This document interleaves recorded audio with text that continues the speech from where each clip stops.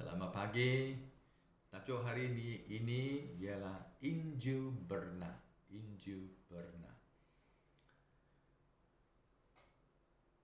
Bacaan dari 1 Tesalonika bab 2 ayat 1 sampai 8. 1 Tesalonika bab 2 ayat 1 sampai 8. Sila dengar. Saudara-saudaraku, kamu tahu bahawa kunjungan kami kepadamu tidak sia-sia. Kamu tahu bahawa kami telah dianiaya dan telah dihina di Filipi. Walaupun kami telah ditentang, tetapi dengan pertolongan Allah kita, kami beroleh keberanian untuk menyampaikan Injilnya kepadamu. Seruan kami kepadamu tidak berasaskan kesilapan atau niat yang kotor maupun usaha untuk memperdayamu. Sebaliknya, kami sentiasa berkata-kata sebagai orang yang dipandang layak olehnya untuk memegang amanah menyampaikan Injil itu. Kami tidaklah berusaha hanya sekadar menyukakan hati manusia, tetapi semata-mata untuk mendapatkan keredaan Allah yang menguji hati kami. Kamu tahu bahawa kami tidak mendekatimu dengan kata-kata sanjungan atau dengan niat tersembunyi untuk mendapatkan keuntungan daripadamu. Allah menjadi saksi kami. Kami juga tidak berusaha mendapatkan pujian manusia baik daripada kamu maupun orang lain. Walaupun sebagai rasul Kristus, kami memang boleh menuntut sesuatu daripadamu. Namun, ketika kami bersamamu, kami bersikap lemah lembut seperti ibu menjaga anak-anaknya. Kami amat mengasihimu sehingga kami bukan sahaja berasa sukacita menyampaikan Injil kepada Allah kepadamu, malah sanggup memberikan kehidupan dan nyawa kami untukmu kerana kamu amat kami kasihi. Inilah firman Tuhan. Syukur kepada Tuhan. Di dalam dunia sekarang, kita adalah terhadap banyak cabaran. Ada cabaran dari orang yang tidak beriman. Saya pun sudah berapa kali orang tidak beriman yang berikan cabaran kepada saya. Mereka kata orang Kristian tidak menghayati Injil yang mereka dakwah. Dia kata mereka khotbah Injil tetapi kehidupan mereka tidak sama apa yang mereka khotbah. Mereka Injil yang mereka dakwah yang tak sama kehidupan mereka. Mereka mengapa tidak mau ikuti? Cakap saja, tetapi hidup mereka tidak sama. Ada orang kata percangkahan antara dakwah dan amalan. Ada pencangkalan tetapi dalam penginjilan dengan amalan. Ini Injil kita ada satu jenis, amalan jenis lain. Ini praktis dengan hidup tidak sama. Ucapan dengan praktis langsung tak ada sama. Ketika ada orang kata penyalahgunaan dan sikap acuh tak acuh gereja dengan Kristian. Ya, gereja Memang ada sudah 2000 tahun, so memang ada kesilapan, kesalahguna, pun ada sikap acuh tak acuh seperti sekarang gereja tentang ini peperangan Israel dengan Palestin. Kita mau tolong mana satu pihak. Kalau tolong A, ada orang pun tak suka, tolong B, ada pun tak suka. Ada orang kata dia best, tak mau tolong lah, diam lah. Sikap acuh tak acuh, memang ada orang tetap faham, dia kata tidak, mengapa you tidak mau sokong. Ini ada banyak hal-hal di belakang kita mesti mau fahamkan, bukan mau sokong atau sokong mau sesuai dengan kefahaman, ada mengikuti menurut kebenaran, apa cerita-cerita satu pihak saja tak cukup. Ada banyak kecabaran pun. Ada orang Kristian mengajar Injil palsu untuk kepentingan diri, ya, untuk keuntungan pun. Ya, ini palsu ialah ini teologi yang tak sama. Jadi mereka ikutkan teologi bukan ya ikutkan teologi Tuhan, tetapi teologi sendiri, kefahaman sendiri. Ada Kristian pun, kehidupan Kristian dan Kristus adalah dua isu yang berbeza. Orang lihat Kristus, kehidupan Kristus, dia orang miskin. Dia kata apa rumah pun tak ada, apa bangunan pun tak ada, duit pun tak ada. Tetapi Kristian, ada orang Kristian pun kaya. Dia kata macam mana? Kristian kalau tidak kaya, orang kata engkau pun tak guna, Tuhan pun tidak berkat. Kalau sudah kaya, dia kata pun tak boleh, sebab Yesus pun tak ada duit. Ini memang ada masalah cabaran banyak. Ada orang Kristian sendiri hanya berminat untuk pergi ke syurga. Dia sendiri mau pergi syurga saja, hari-hari mau sediakan pergi syurga, tetapi banyak hal-hal di dunia atau orang yang akan menuju neraka, mereka tidak peduli.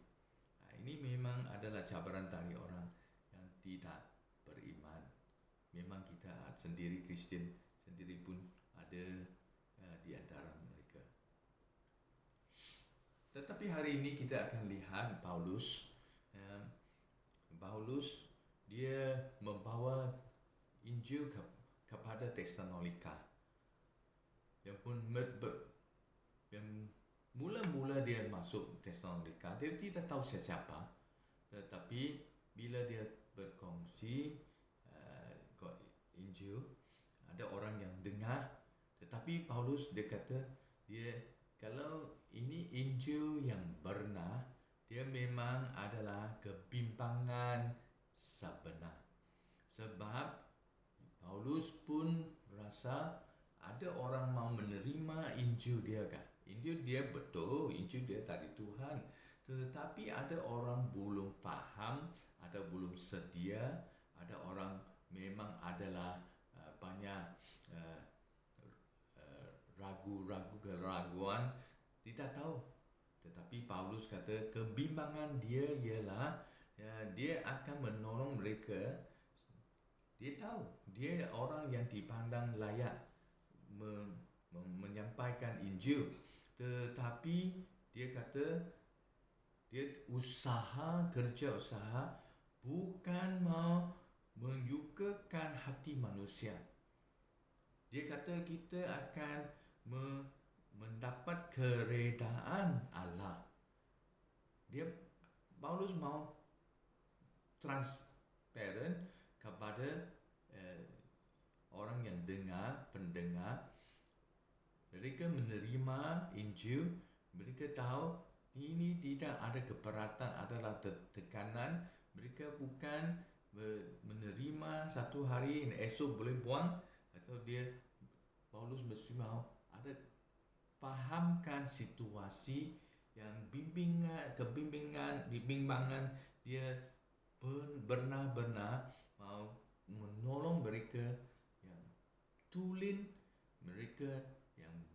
sungguh-sungguh percaya. Paulus kata dia bawa kata-kata, bukan kata-kata saja sanjungan dengan niat tersembunyi atau mendapat keuntungan. Tidak. Dia kata Allah menjadi saksi. Dia tidak berusaha mendapat pujian manusia, baik daripada kamu. Dia kata mereka sebagai rasul boleh menuntut sesuatu daripada mereka, tetapi dia tidak. Ini adalah dari Paulus. Dia kata bimbangan mereka mesti mau jaga. Mereka memang jadi orang yang tulen dan tulus, yang buka, seperti orang yang lihat seperti kaca, benar-benar lihat yang tulen. Tidak adalah hal-hal lain yang tersembunyi di belakang.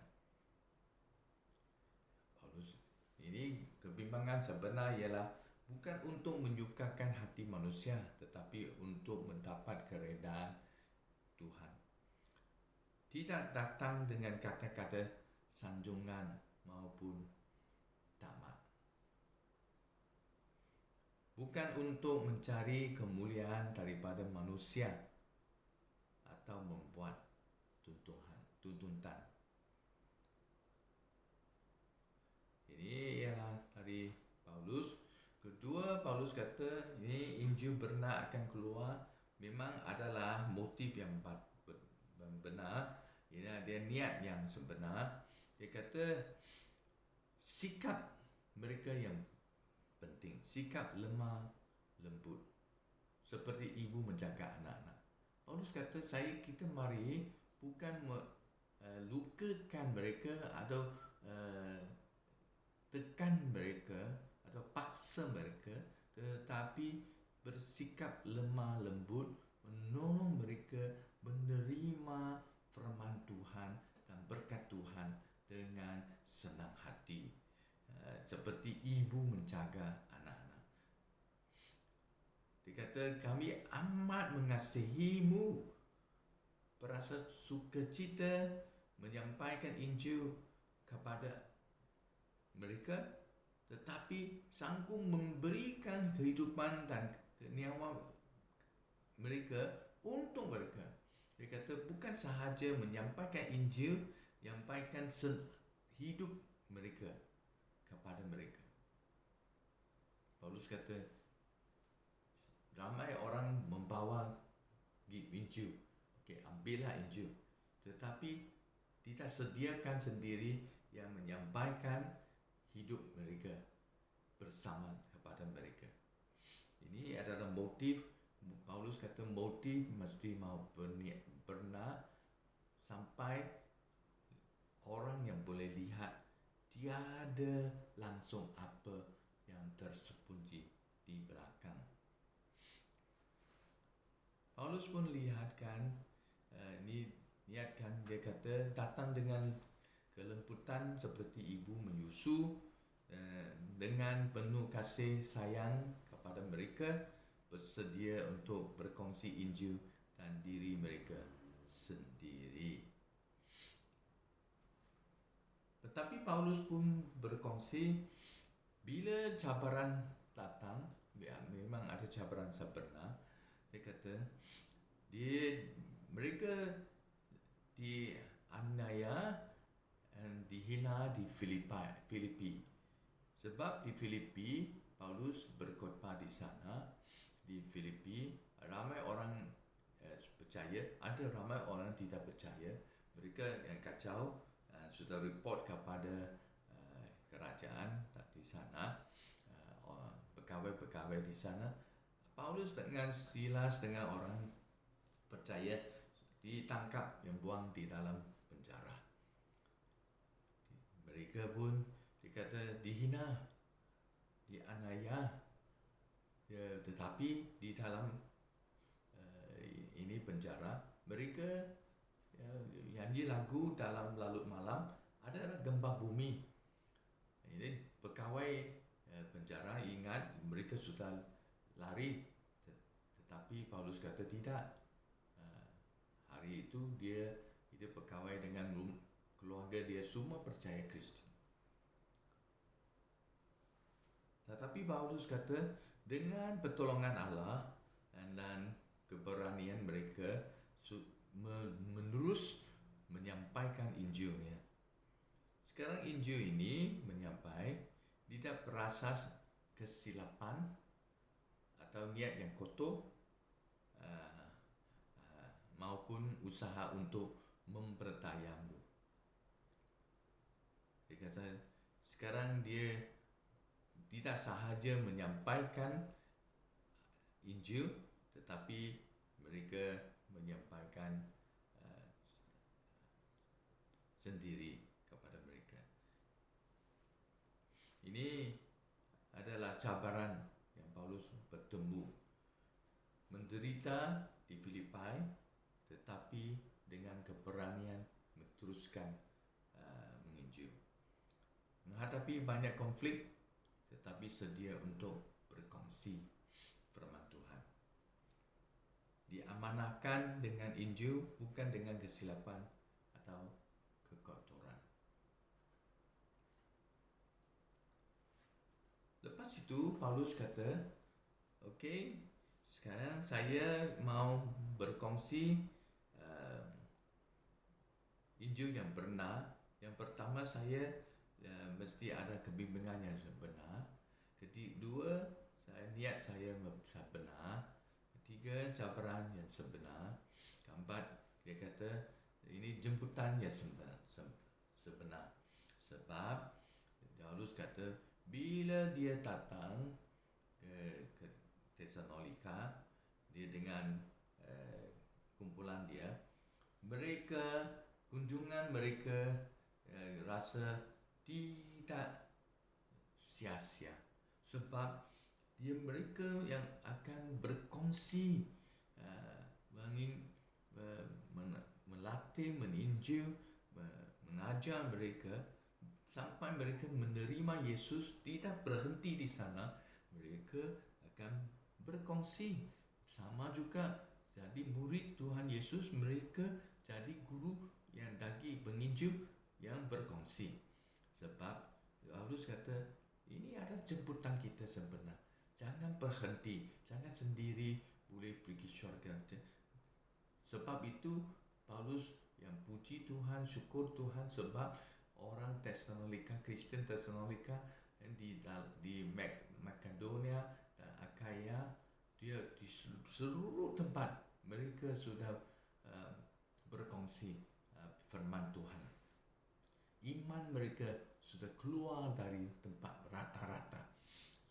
Ini ialah Tuhan kata ada kali yang paling penting. Jangan berhenti. Kami rasa ini semua tugasan kita tidak sia-sia. Sebab kami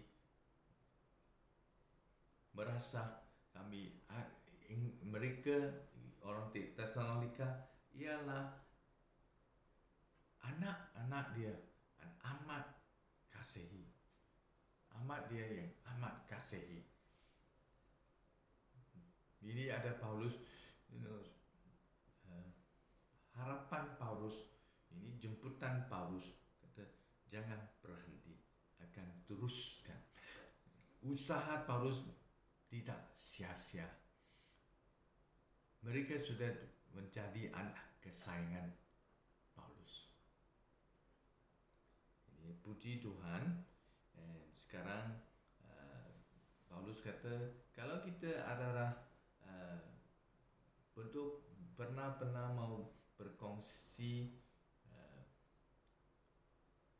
Injil yang benar, perkongsian sebenar, ini mesti mau kembali kepada Paulus. Kata yang penting sekali ialah kebimbingan sebenar. Jangan sahaja berikan Injil, ucapkan Injil, atau mengkhotbahkan Injil sahaja. Mesti mau lihat Injil sampaikan. Mereka bila menyampaikan Injil, mereka menerima dengan ketakutan kah, ada kesukaan kah, ada macam mana. Kita mesti ada kebimbangan, tolong mereka yang faham sampai mereka boleh lihat ini Injil yang mereka menerima ialah yang bagus, yang baik. Kita mesti mau lihat macam mana boleh tolong mereka. Kedua, ini motif mesti mau benar, niat sebenar. Ini motif betul-betul untuk mereka, bukan untuk keuntungan kita. Ketiga, ialah cabaran. Bila cabaran datang, mereka lihat engkau akan lari kah atau engkau masih teguh yang bertemu yang terhadap ini. Keempat, ini jemputan Paulus kata bukan sahaja saya bagi Injil, saya sudah siapkan kerja. Tetapi Paulus kata bukan. Kerja ini belum siap sampai mereka akan berterusan berkongsi kepada lain.